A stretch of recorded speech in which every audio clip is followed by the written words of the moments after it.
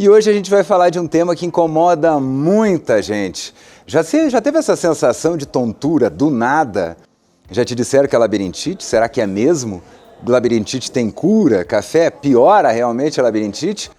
Por isso hoje vamos trazer uma otorrinolaringologista, aquele palavrão enorme, para falar sobre o labirinto, que é um negocinho bem pequenininho que você tem aí dentro do seu corpo, pertinho do ouvido, e que faz tudo isso acontecer.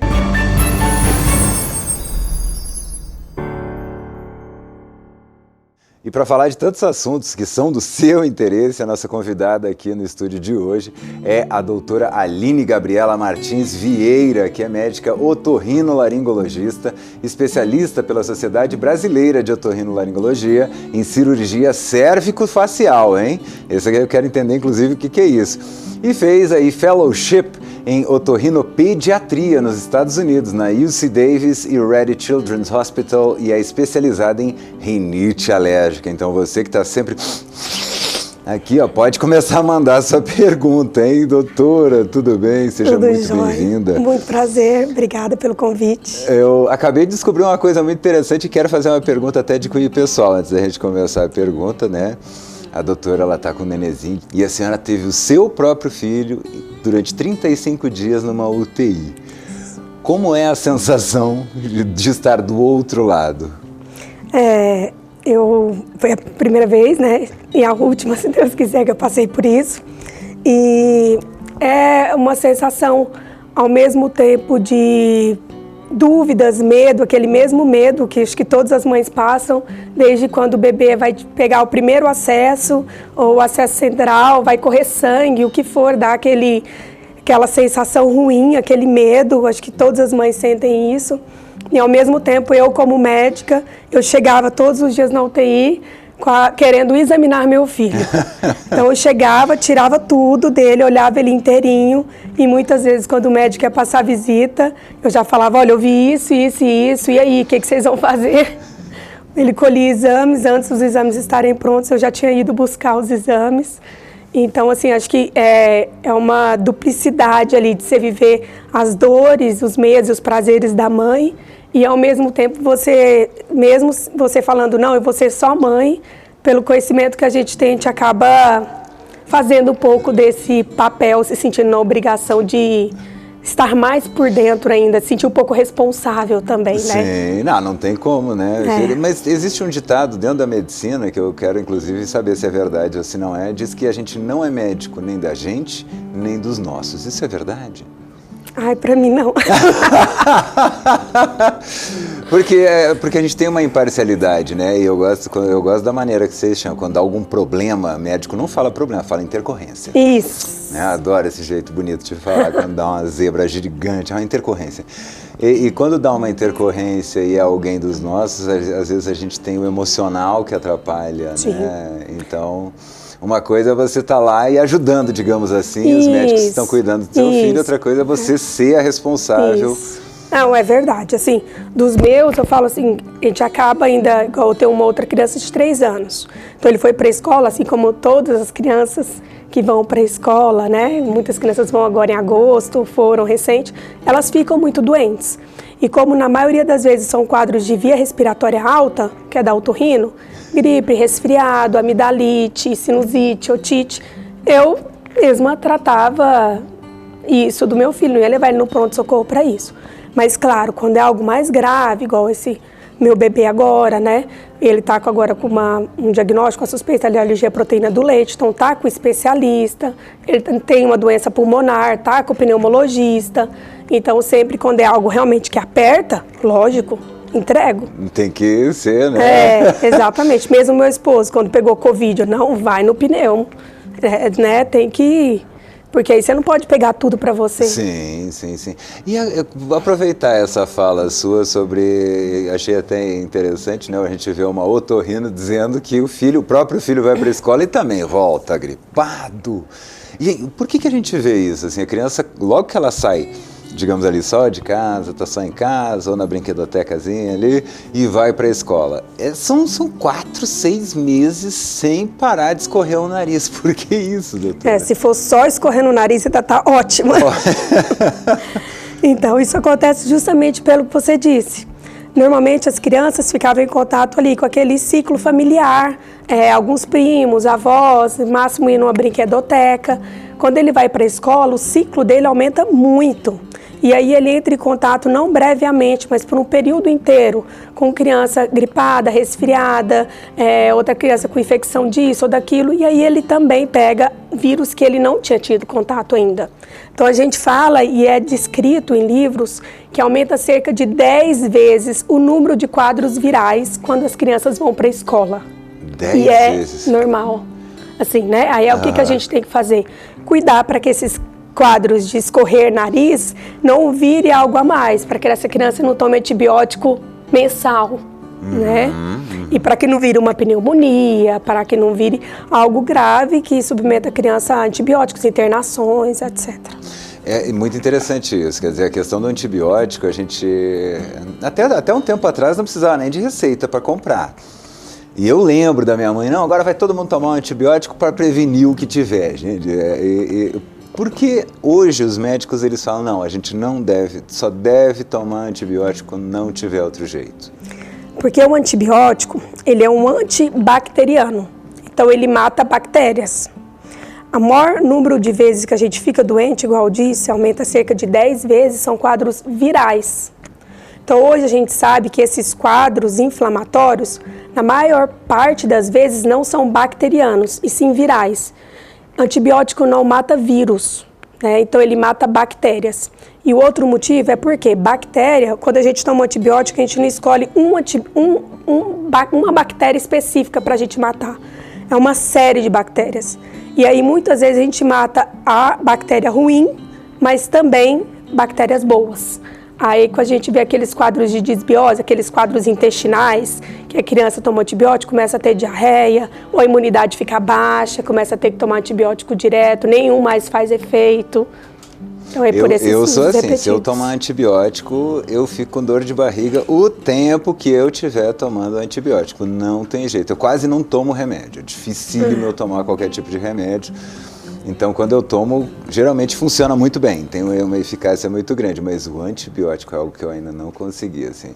É eu tomar o primeiro, 2 horas depois eu já começo. É por isso, mas é Ele por causa... mata a flora... exato, a flora intestinal, bacteriana intestinal. E não aí, tem jeito, eu vou comer só saladinha, não, continua a mesma dor de barriga, sim, horrorosa. Sim. O que a gente pode fazer para prevenir? Não tem jeito, né? A criança chega na escola, o coleguinha pega aqui, pega no lápis, empresta o lápis e emprestou. Mas, digamos assim, as crianças, chegam muitas crianças para você. Você percebe quando é uma criança que tem uma alimentação adequada e quando é uma criança que não tem alimentação adequada? Existe uma diferença no tratamento e na recuperação dessas crianças? Sim, sem dúvida. Aí, para a gente chegar a esse ponto de ter esse conhecimento da vida da criança, da rotina, tem que conversar, né? Então, o que a gente chama de anamnese. Anamnese é outra palavra, viu? Junto com a intercorrência tem a anamnese. O que é a anamnese? É uma entrevista de delegacia. Isso. Parece delegacia. Andou com que idade? Isso, engatinhou com que idade? Come o quê? Que horário? Exatamente. Então a gente precisa conversar sobre tudo para entender qual a rotina dessa criança, não somente se ela come bem, mas também se ela dorme bem. Dormir a noite inteira não é um sinônimo de dormir bem, por exemplo. Tem criança que dorme a noite inteira, mas ronca, por exemplo, faz apneia do sono. Tem leves despertares noturnos que às vezes a gente não percebe que a gente está dormindo, né? Então, assim, a gente aprender a ver os hábitos de vida dessa criança. Além do que, quando a criança vai para a escola, é sempre, além de alimentação, dormir, esses quadros, beber muita água, chegar em casa, lá na escola, senão a gente não tem controle, mas chegou em casa, tomar banho, lavar o nariz, porque a principal fonte nossa de contração de vírus e bactérias é pela via respiratória, então boca e nariz. Menino lambe o chão, né? Lambe. Não tem jeito, lambe parede, então... Isso a gente não mais chegou em casa, vai lavar o nariz para tirar o máximo que puder desses vírus, bactérias. A forma que vai lavar é a forma que a família se sentir mais confortável e higienizar a boca, tudo para poder ver se segura um pouco. Então o ideal é chegar da escola, dar aquela lavadinha no nariz e escovar os dentinhos. E tomar banho. Isso, lavar as mãos. Essa questão de lamber o chão eu acho interessante. Minha filha mais velha uma vez chegou pra gente lá, esterilizador de mamadeira e tal. Minha filha mais velha olhou aquilo e disse, gente, por que a gente faz isso se ela tá ali lambendo o chão, né? Tem cachorra, dá um beijo na boca do cachorro, meu Deus do céu. A gente fala, eu faço minha parte, né? Se o menino não faz a dele, eu não tenho como. Isso, né? Mas eu queria entender, assim, a gente não dá para largar também, né? Sim, não, com certeza. E qual a importância de lamber o chão para a criança? Ela adquire uma imunidade. Então, quem me acompanha nas minhas redes vê, assim, meus meninos, agora eu tô com o pequenininho, mas o meu maior é vida normal, brinca no parquinho, brinca na areia, vai pra terra, come terra, então, vida normal. Vai ficar doente? Vai, mas a gente não vai prender a criança numa bolha. E aí vai ficar cada vez mais difícil sair dessa bolha, né? Então a gente cuida, claro, dá o banho, escova os dentes, lava o nariz, cuida da alimentação, cuida do sono, mas aquele outro restante de viver e ser uma criança é importantíssimo para ela, né? E é isso que vai trazer realmente, ela já está vacinada, já tomou a vacina do primeiro ano todo, faz parte. Então tem coisas que é a hora de fazer, né? Que a gente não vê um médico falando, olha, você está com a imunidade baixa, eu preciso que você lamba o chão uns dias, né? Isso tem idade certa? Não, assim, são fases. Então, assim, uma criança, por exemplo, que não vai para a escola e fica muito doente, não, essa criança a gente vai dar uma segurada, claro, não, mãe. Tenta evitar contato com muitas pessoas, vamos tirar da creche por enquanto, tá tendo muita infecção, consegue alguém para olhar, então a gente tenta tirar um pouquinho. Aí depois a gente vai retornando aos poucos, conforme a gente vai vendo que a demanda vai melhorando, né, que as infecções vão melhorando. Mas não é a extrema maioria, né? Então, na maioria das vezes, são crianças saudáveis que vão para a escola e ficam muito doentes. E ok. É a gente aceitar, assim, que a criança ficou doente e a gente vai cuidar, vamos lavar o nariz, vamos levar no médico, o que faz, né? Mas não precisa também ir para o pronto-socorro por qualquer febre, é o que eu falo. Porque as mães que acompanham comigo, eu falo, gente, não. Porque criança, às vezes, deu febre porque realmente espirrou, deu uma febre e não vai virar nada grave. Então, vamos observar 2, 3 dias, né? Então, não necessariamente deu febre, tem que tomar antibiótico. Porque às vezes leva para o pronto-socorro, aí ganha um antibiótico. E na maioria das vezes é viral. E quando saber, assim? Porque isso é uma coisa muito interessante, que ainda mais nessa época que a gente teve síndromes respiratórias graves há pouquinho tempo. Então era aquela coisa, teu filho espirrou e ele às vezes não tinha nada, mas você levou ele numa emergência lotada de crianças com quadros respiratórios graves e virais. Então você que acabou expondo o seu filho. Então isso acho que é um dos maiores dilemas dos pais, você que está em casa, né? Que horas que eu levo meu filho no hospital, que horas que eu observo e cuido em casa? Ótima pergunta. Então, eu acho que a criança está bem, estado geral bom. A criança está comendo bem, a criança está dormindo bem, está brincando, está alegre, mas ela deu febre. Claro, na hora que a criança dá febre, ela fica prostradinha, ela fica mais amuadinha, aí a gente dá o antitérmico. Se tiver acostumado em casa, dipirona, paracetamol, ibuprofeno, que tiver acostumado. Deu o antitérmico, a criança passou a febre, tá lá pegando fogo de novo, a criança tá bem, dá para observar. Tá só escorrendo o nariz, respirando bem, comendo bem, não tem diarreia excessiva. Agora observamos que a criança, mesmo sem febre, a criança está prostrada. Ou aquela criança que a gente percebe que está com aquela, por exemplo, uma diarreia, um quadro viral muito grande, muito forte, que aí uma diarreia muito grande, a criança não consegue comer. Ou então a criança, você vê que está com desconforto respiratório. Por exemplo, a criança está com o nariz entupidinho, escorrendo, tossindo, e aí você vê que ela está cansada. Você tem que ir para o hospital. Então, uma criança cansada, uma criança que com febre, mas uma febre que não cessa. Você medicou menos de 4 horas, essa febre está voltando, medicou, essa febre está voltando. Eu acho que também é importante levar. Essa criança que está com diarreia, vômito, não come, prostrado o tempo todo, tem que levar.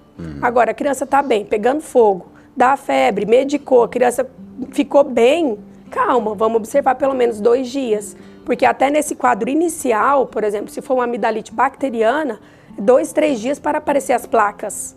Então você vai chegar lá, a gente não vai conseguir fazer um diagnóstico. E aí, sempre foi para um pronto-socorro, na maioria das vezes, vai sair com antibiótico na receita. Quer dizer, então, que tem algumas coisinhas que, se você levar muito cedo, o médico não vai conseguir detectar ainda. Não consegue, não vê nada. Você examina, não tem nada, nada. Ah, mas está dando febre, mas você olha, não tem nada. Ah, o médico não viu, deu 2 dias, aí ele foi em mim. Aí o trem piorou de vez, descambou, porque é a época que ia vir aparecer. Ah, ele não fez o diagnóstico? Não, porque não dava para ver, provavelmente. Então, aguardar. Se a criança está bem, aguardar mesmo, para não expor o filho para um quadro pior. Então, nunca vai de cara, a não ser quadros graves, né? E a gente fala muito, pegou uma gripe, não, virou pneumonia, evoluiu para pneumonia. Por que isso acontece e o que a gente pode fazer para evitar? Então, o que fazer é mais ou menos aquilo que eu disse. Então, a criança ficou gripada, resfriada, eu sou fã, e acredito que todos os otorrinos e pediatras, da lavagem nasal. Para crianças e adultos, idosos, qualquer um. Nariz congestionou, pegou um quadro viral, tá escorrendo o nariz mesmo que clarinho, vamos limpar o nariz, para evitar que essa secreção se retenha. Ela pode reter em seios da face e virar uma sinusite. Ou então essa secreção pode descer. Normalmente quando desce, inclusive a criança fica, o adulto, a criança tosse muito, porque desce na garganta, a gente faz o reflexo laríngeo, então a gente tosse, e assim, essa secreção, esse vírus, ele pode proliferar, essa bactéria pode proliferar e pode acometer os pulmões. Mas normalmente quando o quadro vai piorando, não é tratado, não é acompanhado, ou então, por exemplo, não fez a lavagem nasal e vai piorando, mas sempre, tosse excessiva, desconforto respiratório, qualquer coisa, tem que ir para o hospital, tem que ir para o pronto-socorro, para o seu pediatra, para o otorrino, para o médico de confiança. E eu acho interessante também, um bom termômetro é o ranho, né? A cor do ranho. A cor do ranho, exatamente. Ah, não, que a mucosa, não, é ranho mesmo. Todo, né, gente? E como que eu vou saber, por exemplo, se é um ranho de começo de gripe, de fim de gripe e só aquela coisa de rinite mesmo? Então, a secreção, quando ela é típica de rinite alérgica, é só aquela aguinha mesmo. E a criança, o adulto, apresenta apenas espirro, coceira, aquela coriza que a gente fala que é o nariz escorrendo. E não passa disso, não tem nenhum sintoma geral. Não tem dor no corpo, não tem mal-estar, não altera apetite, não dá febre. Então isso é um quadro típico alérgico. Quando a gente pensa num quadro viral, então uma gripe, um resfriado, aí essa secreção ela vai escurecer se não realizar a lavagem nasal. Então assim, dormiu bem, lavei o nariz clarinho, acordou verde, porque reteve durante a noite. Aí você lavou bem, ao longo do dia foi clareando, tá tudo bem, só porque a secreção se reteve. Mas, quando essa secreção ela fica espessa, lavando ou não, dia e noite, cheiro ruim, muito grossa, aí a gente pensa às vezes num quadro de uma sinusite. E por tempo prolongado, né? Porque uma secreção espessa, a gente lava por 2, 3 dias, pode ser um quadro viral. Mas ali por 5, 10, 7 dias, 10 dias, 14 dias só piorando, provavelmente virou uma sinusite. Que é quando o ranho vem parar aqui em cima. Comete os seios da face. Os seios da face. Os seios da face são buraquinhos que a gente tem, né, dentro do osso para poder circular, tudo. Interessante isso. E você falou uma coisa interessante também, que eu sempre tive dúvida. Gripe e resfriado, qual que é um e qual que é o outro? Então, a diferença do gripe e resfriado é o vírus, que acomete uma e outra. Então, o resfriado simples, ele é o vírus sincicial respiratório. E a outra, a gripe, é o influenza. Então, a gente tem influenza 1, 2, 3, vários tipos de influenza. Então, o que muda é o vírus que acomete. E aí, a febre dá uma febre mais pesada, febre mais alta, e o outro dá uma febre mais leve. Mas é o que a gente viu, o vírus sincicial respiratório normalmente é mais leve. Mas ele, quando acomete quadro pulmonar, acomete o pulmão, é o que dá as bronquiolites, que em bebês recém-nascidos, que em prematuros, que aí pode ser quadros graves. Muito perigoso. É muito perigoso. É muito perigoso. A gente estava vendo muito que o brônquio é aquele pedacinho onde realmente o ar entra no pulmão. A gente enxerga o pulmão como um sacão gigante, né? Mas não é ali naquele saco que entra o ar, né? A gente tem aqui. E aí são pedacinhos bem pequenininhos aqui que vão entrando e aquilo ali fica inflamado. E aí como é que faz para desinflamar aquilo? Aí é medicação. É só medicação, só medicação. E aí depende o nível de acometimento, né? Engraçado, realmente, que às vezes a gente tem a ideia de que o resfriado é mais leve e a gripe é mais pesada. Sim. Até em termos de sintoma Sim. Mas o perigo, digamos assim, do também vírus existe. Também existe, exatamente. Inclusive hoje nós temos, não é vacina, é um imunobiológico pro vírus sincial respiratório, para as bronquiolites. Até um alerta, eu como sou mãe de prematuro agora, né?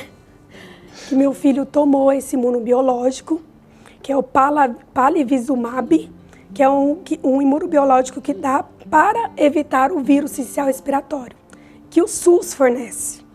Esse imunobiológico particular, por exemplo, ele custa R$8.000 a dose, sendo-se 5 doses por ano. E o SUS fornece.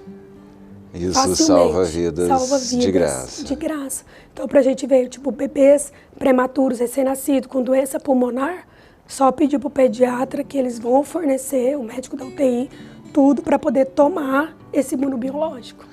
Eu sou suspeito, eu sempre falo aqui, eu sou fã do SUS, eu acho que o SUS, quando ele não funciona, geralmente é algum probleminha ali, que a gente, como povo, a gente tem que ficar em cima. Porque o SUS é maravilhoso. Há pouco tempo atrás a gente teve até o caso de um influencer brasileiro, está lá nos Estados Unidos, quebrou o braço, foi $6.000 para arrumar o braço. Ele falou, gente, é um gesso que no SUS eu faço de graça. Inclusive, se um americano vier aqui quebrar o braço, ele sai do SUS, inclusive até com a medicação. E lá não, lá saiu mais de R$20.000. A brincadeira, com R$30.000 saiu a brincadeira dele de um braço quebrado. Então a gente está vendo aí que mães, por exemplo, que jamais teriam condições de pagar R$8.000 5 vezes por ano, nós estamos falando de R$40.000, muitas vezes é mais do que a renda familiar anual. Exatamente. Só o remédio. E o SUS fornece. Então você que tem o filho nessa situação pode ir lá e cobra. Sim. O SUS funciona, é a gente que tem que fazer funcionar. Exatamente. E vamos ver uma coisa assim, a rinite. Rinite não tem cura, né? Exatamente. É uma alergia, mas eu tenho como melhorar a minha relação com a rinite? Exatamente isso que a gente trata, a sua relação com a rinite. Então, a rinite, então, o que é? É uma alergia, uma hiperreatividade da mucosa nasal, pensando em rinite alérgica. Então, essa hiperreatividade, ela vai acontecer a algum alergeno. Então, pó, poeira, um cheiro forte, mofo. Então, são os principais. Pode acontecer pelo de gato, cachorro, cigarro. Então, o primeiro passo é a higiene ambiental. Então, tirar aquilo que a gente percebe que está causando crises, que está fazendo agravar a rinite. Então, o primeiro passo a gente tira aí tapete, cortina, faz a limpeza dos móveis sempre com paninho, nada de espanador. Evita varrer casa, tenta passar pano, evita produto de limpeza muito forte, deixar o quarto ventilado. Então, fazer a higienização adequada do ventilador, do ar-condicionado. Então, limpar o filtro do ar, que é algo simples de limpar. Então, essa higiene ambiental é o principal. E aí, depois a gente vai para os medicamentos, para justamente tratar esse paciente e deixar já um manejo quando você sentir alguma coisa. E temos também as vacinas. O tratamento das vacinas para rinite alérgica, elas são extremamente efetivas. E aí é um tratamento que normalmente dura 2 anos, 2 anos e meio, e tem uma média de cura, de ficar assintomático, de até 20 anos. Nossa, você faz 2 anos e fica 20 anos livre. Você continua, digamos assim, alérgico, mas a tua sensibilidade diminui, mais ou menos isso? E tem pessoas que zeram. Continua, pega lá, vou fazer uma reforma e mesmo assim não sente nada. Quem não é alérgico e acaba sentindo esses sintomas, assim, do olho irritado, o nariz aqui coçando, o que pode fazer? Isso aqui, ó. Eu sou uma... Essa não é minha voz. Oh, não, essa é só a sua voz quando tá... Não tenho essa voz assim. Amanheci assim. Não estou com nenhum sintoma gripal, resfriada, nada. Mas amanheci assim, porque eu liguei o ar-condicionado. O tempo já está muito seco, não liguei o umidificador, então uma das coisas que dá para fazer, realmente, o tempo seco, ele chega para todo mundo, independente de quem é alérgico. A gente não manipula o tempo. Então, usar o umidificador aqui em Goiânia fica muito seco.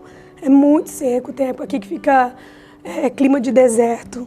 Então, realmente, assim, usar o umidificador, a gente não consegue não usar o ventilador ou o ar-condicionado.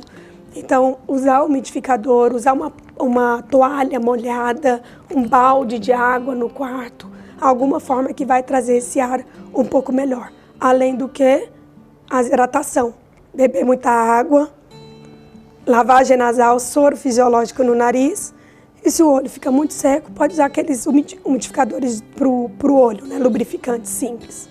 Mas assim, é hidratar. Seja o que for, hidratar o ar, a garganta, o nariz. E hidratar de dentro para fora. Sim, é fundamental, né? Exatamente. A gente às vezes fica muito preocupado só no o umidificador aqui, o umidificador ali. Uma coisa que eu reparo no umidificador é que às vezes usa e enche, dali a pouquinho começa a formar umas coisas coloridas ali nele. Aquilo ali eu tenho que tirar? O que é? Por favor.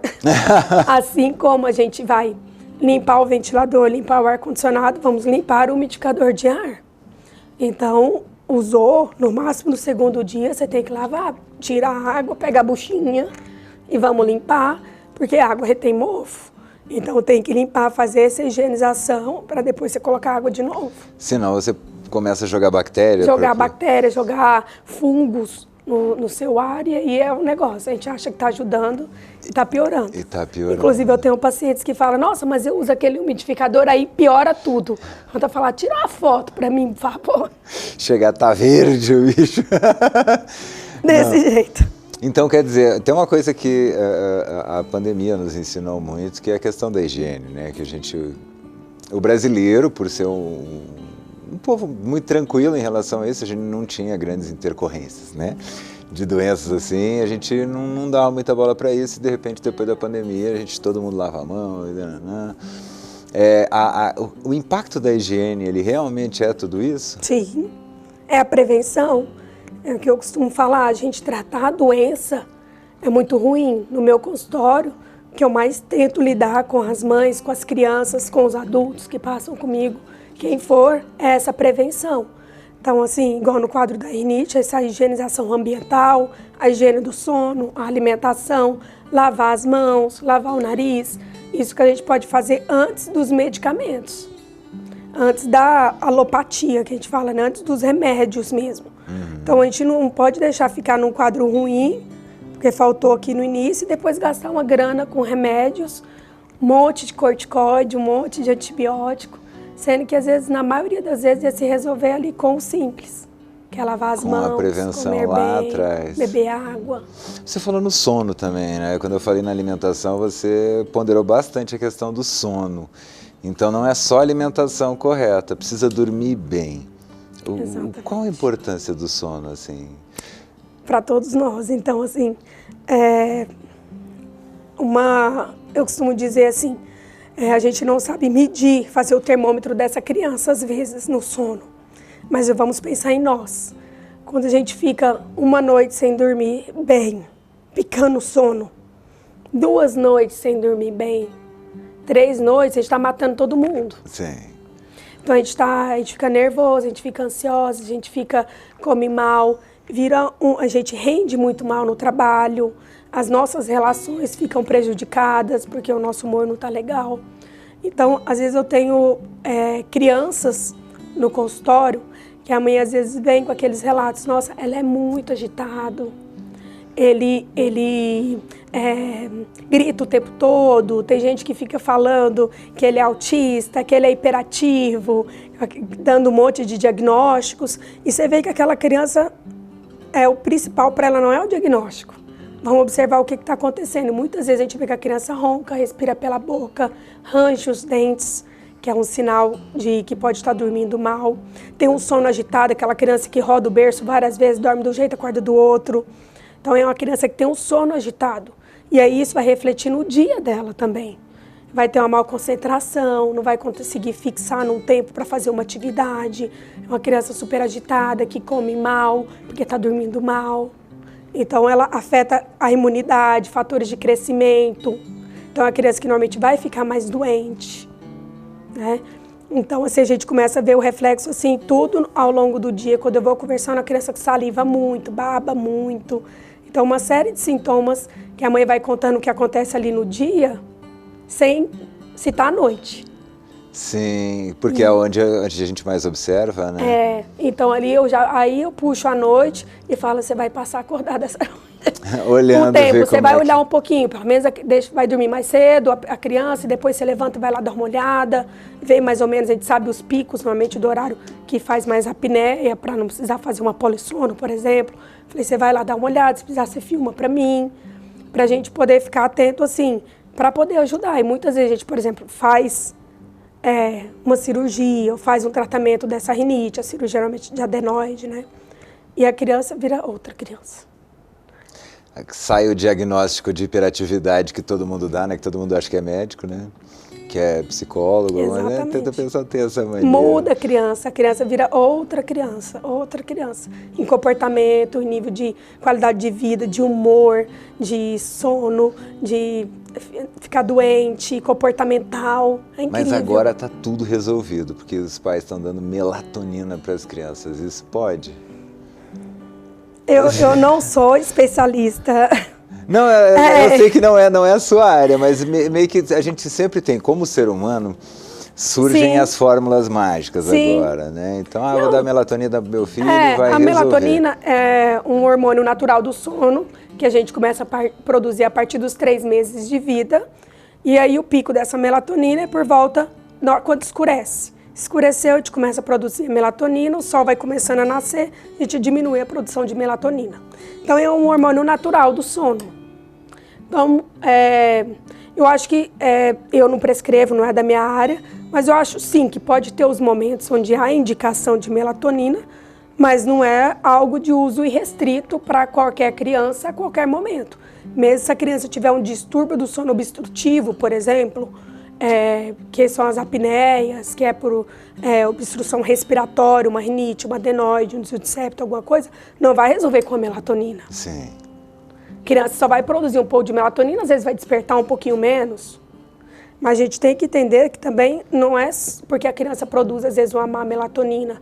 Às vezes alguma coisa está acontecendo, uma rotina ruim, era para ela tirar soneca, não está tirando, ou então tem algum fator respiratório obstrutivo, ou então mudou alguma coisa em casa. Por exemplo, agora eu estou com um recém-nascido em casa que acorda à noite, né? Natural, a criança nem produz melatonina, ele acorda, ele tem que mamar, tá pititico, ele precisa acordar 3 em 3 horas, de 2 em 2 horas para poder mamar. E na hora que ele abre o berreiro, o maior acorda.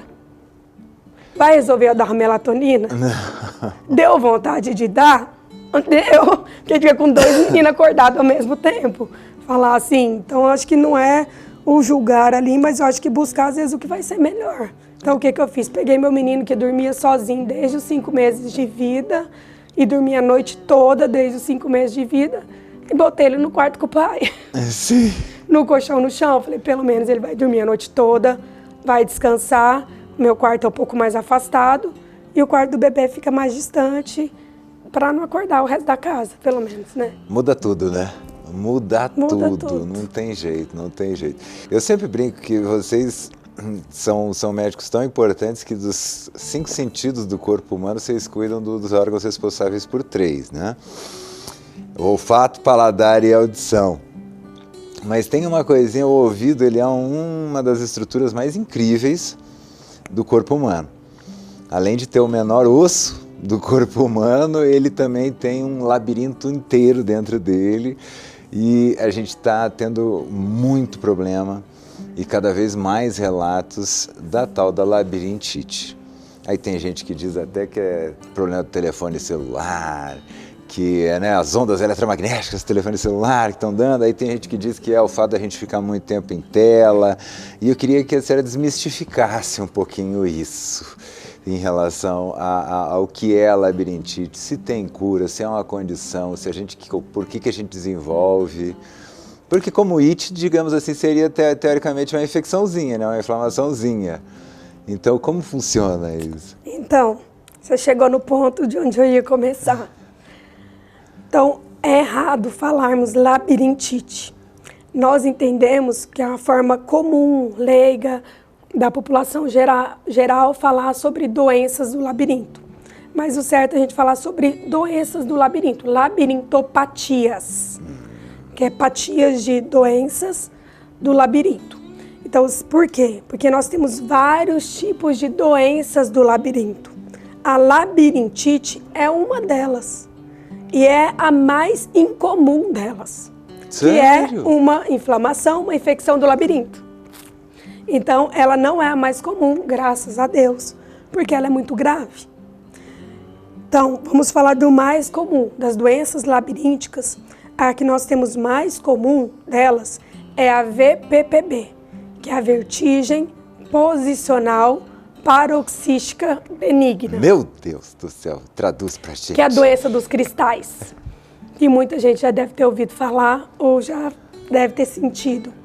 É aquilo que, por exemplo, nós dentro do ouvido, no labirinto, a gente tem uns cristalzinhos, que eles deveriam ficar parados dentro de uma ampola, que é tipo um saquinho no final do canal semicircular. E às vezes acontece desses cristais saírem do lugar. E aí toda vez que a gente vai fazer um movimento, abraçar para pegar alguma coisa, senta e levanta, mexe rápido a cabeça, sente tontura, porque o cristal se movimentou. Essa é a tontura do cristal, da posição, que é a mais comum. Essa daí, ela normalmente acontece por movimentos bruscos. Por exemplo, foi fazer um pilates e virou de cabeça para baixo, ou um trauma, bateu o carro, uma bolada forte. Ou pode acontecer também por coisas simples, noites mal dormidas, alimentação errada, como excesso de doce, cafeína, fritura. E aí pode alterar esse labirinto e causar essa VPPB. Que o único tratamento que realmente resolve não é remédio, é uma manobra, é um exercício, uma fisioterapia que faz para reposicionar esse cristal no lugar dele. Reposicionou, acabou, é imediato. Sério? Tipo, e a cura, ela é mecânica? Mecânica. Fez a manobra, acabou. Acabou. Nenhum remédio vai ajudar, nenhum remédio iria melhorar, nada. E fez a manobra, resolveu totalmente. Pode ser que nunca mais tenha. É esse aqui? Isso, essa é a cóclea. Mas, eu consigo aqui. Mas aqui são os canais semicirculares, esses, né? Aqui de cima. Esses daqui. E eles têm as ampolas. Então, os cristais deveriam ficar nas ampolas. Às vezes, eles se movem. E fica dentro aqui e dos fica canais. solto. Isso, aí conforme a gente mexe a cabeça, ele também se mexe e gera tontura. Então, esse é o mais comum, digamos comum. assim. Isso. Aí temos outras doenças. Tem o Meniere, que é uma hidropsia endolifática, é um inchaço do também sacro. Dos caninhos Isso, aqui. acontece o inchaço do sacro. E aí ele incha e também causa uma tontura. O Meniere já é uma doença que não tem cura. Então essa não tem cura, a gente tem tratamento para evitar crises. Alguns quadros, e normalmente o Meniere, ele tem sintomas típicos, que são sempre eles, são tonturas que duram por um tempo maior do que 20 minutos, zumbido e alteração auditiva, que pode ser momentânea ou não. Então a pessoa sente ouvido abafado, vem tudo junto, ouvido abafado, zumbido e a tontura muito importante. Aí, e sempre vem junto esses sintomas. Aí depois ficou em repouso, melhorou, depois vem de novo e fica tendo crises. Então esse é o Meniere, é o quadro que a gente vai tratar, vai evitar crise, vai evitar que piore essa audição, que afete essa audição de forma irreversível, mas não tem cura.